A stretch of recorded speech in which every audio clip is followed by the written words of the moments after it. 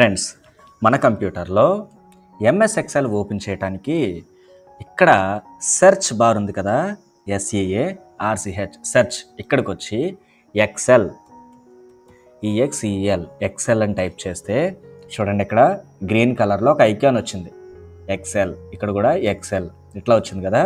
మనం ఇక్కడ టైప్ చేసి లేదా ఇక్కడ క్లిక్ చేసి మనం ఎక్సెల్ని ఓపెన్ చేయొచ్చు, లేదా ఇక్కడ క్లిక్ చేయొచ్చు, ఇక్కడ క్లిక్ చేయొచ్చు. నేను ఇక్కడ క్లిక్ చేస్తున్నాను. ఎస్, ఇప్పుడు నాకు ఎంఎస్ ఎక్సెల్ అనేది ఓపెన్ అవుతుంది. ఇక్కడ బ్లాంక్ వర్క్ బుక్ అని ఉంది కదా, ఇక్కడ బ్లాంక్ వర్క్ బుక్ అని ఉంది కదా, ఇక్కడ క్లిక్ చేస్తే మనకి ఎక్సెల్ అనేది ఈ విధంగా ఓపెన్ అవుతుంది. ఫ్రెండ్స్, ఇప్పుడు చూడండి, ఈ చివరి నుండి ఈ చివరి వరకు ఉండేటువంటి ఏరియాని ఏమంటాము అంటే రిబ్బన్ అని అంటాం. ఓకే, ఈ రిబ్బన్లో మనకి డిఫరెంట్ ట్యాబ్స్ అనేవి ఉంటాయి. అంటే ఇక్కడ చూడండి, home, insert, draw, page layout, formula, data, ఇట్లాగా ఈ చివరి వరకు కూడా డిఫరెంట్ ట్యాబ్స్ ఉన్నాయి మనకి. ఓకే, ఒక్కొక్క ట్యాబ్లోని మనకి ఇక్కడ చూడండి, click board, font, alignment, number, styles, cells, editing, ఇట్లాగా మనకి డిఫరెంట్ ఫంక్షన్స్ ఉన్నాయి కదా. వీటిని ఏమంటాము అంటే గ్రూప్స్ అని అంటారు. అంటే క్లిక్ బోర్డ్ అనేది ఒక గ్రూపు, ఫాంట్ అనేది ఒక గ్రూపు, అలైన్మెంట్ అనేది కూడా ఒక గ్రూప్. అట్లాగే వీటన్నింటినీ కూడా గ్రూప్స్ అని అంటారు. ఇలా ప్రతి ట్యాబ్లోని కూడా మనకి ఈ గ్రూప్స్ అనేవి ఉంటాయి. అయితే ఒక్కొక్కటిగా మనం తర్వాత సెషన్స్లో మన అవసరాన్ని బట్టి మన ప్రాజెక్ట్స్ నిమిత్తం మనం నేర్చుకుంటూ ఉంటాం. ఇక్కడ ఈ కింద చూడండి, మీకు నేను చూపిస్తాను. ఈ కింద ఇక్కడ మైనస్, ఇక్కడ ప్లస్ ఉన్నాయి కదా కింద. ఇది మైనస్, ఇది ప్లస్. మీకు కనిపిస్తుందా? చాలా చిన్నగా కనిపిస్తుంది, జాగ్రత్తగా గమనించండి. అయితే ఇక్కడ ప్లస్ మీద మనం క్లిక్ చేసామనుకోండి, ఇది జూమ్ అవుతుంది, ఈ ఏరియా జూమ్ అవుతుంది. మైనస్ మీద క్లిక్ చేస్తే జూమ్ అవుట్ అవుతుంది. మీకు చూపిస్తాను చూడండి. ప్లస్ మీద క్లిక్ చేశాను, ఏరియా అనేది జూమ్ అవుతుంది. మైనస్ మీద క్లిక్ చేశాను, ఏరియా అనేది చిన్నగా అయ్యింది. అయితే ఇక్కడ ABCD ఇట్లాగా ఈ వర్క్షీట్కి ఈ వైట్గా ఉండేటువంటి దాన్ని ప్లేస్ని ఏమంటాము అంటే, ఈ వైట్ ఏరియాని మనం ఏమంటాము అంటే వర్క్ ఏరియా అని అంటాం.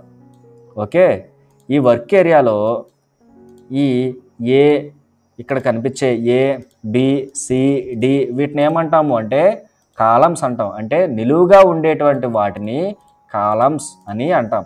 మరి అడ్డుగా ఉన్నాయి చూడండి, 1 2 3 4 5 ఇట్లా ఉన్నాయి కదా, వీటిని ఏమంటాము అంటే రోస్ అని అంటాం. నిలువుగా ఉండేటువంటి వాటిని కాలమ్స్ అని, అడ్డుగా ఉండేటువంటి వాటిని రోస్ అని అంటాం. అయితే ఈ మధ్యలో చిన్ని గడులు కనిపిస్తున్నాయి కదా, చిన్ని గడులు, వీటిని మనం ఏమంటాము అంటే సెల్స్ అని అంటాము. ఏమంటామండి? సెల్స్ అని అంటాం. అయితే ఈ సెల్లో ప్రతి సెల్కి కూడా ఒక అడ్రస్ ఉంటుంది. అంటే ఇక్కడ చూడండి, నేను ఇక్కడ క్లిక్ చేశాను. దీని యొక్క సెల్ అడ్రస్ ఏంటి అంటే నిలువుగా కాలం ఉంది, అడ్డుగా రో ఉంది. అంటే ఏ కాలంలో ఉంది? ఇది A అనేటువంటి కాలంలో ఉంది. ఏ రోలో ఉంది? 1 అనేటువంటి రోలో ఉంది.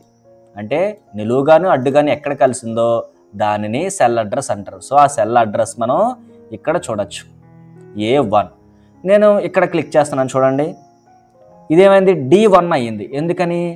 ఇది నిలువుగా ఉండేటువంటి D అనేటువంటి కాలంలో ఉంది, అడ్డుగా ఉండేటువంటి 1 అనేటువంటి రోలో ఉంది, అందుకని ఇది D1 అయింది. మరి ఇక్కడ క్లిక్ చేద్దాం. ఇది E అనేటువంటి నిలువు కాలంలో ఉంది, 5 అనేటువంటి అడ్డు రోలో ఉంది, అందుకని ఇది E5 అయ్యింది. సో వీటిని ఏమంటాము అంటే ఈ గడులని సెల్స్ అని అంటాము. అది మనం గుర్తుపెట్టుకుందాం. ఓకే, సో ఇక్కడ షీట్ 1 అని ఉంది కదా, జాగ్రత్తగా గమనించండి. అలాగా ఇక్కడ షీట్ 2, ఇక్కడ షీట్ 3, ఇక్కడ షీట్ 4, ఇక్కడ షీట్ 5, ఇట్లాగా మనకి కావాల్సిన అన్ని షీట్లు మనం మన ఎక్సెల్లో ఓపెన్ చేసుకోవచ్చు. మన అవసరాన్ని బట్టి మనం ఓపెన్ చేయొచ్చు. ఓకే, సో మనం నెక్స్ట్ సెషన్స్లో ఈ ఎక్సెల్ తోటి ఏం చేయాలి, సో ఓకే, మనం నెక్స్ట్ సెషన్స్లో మరికొన్ని విషయాల్ని తెలుసుకుందాం.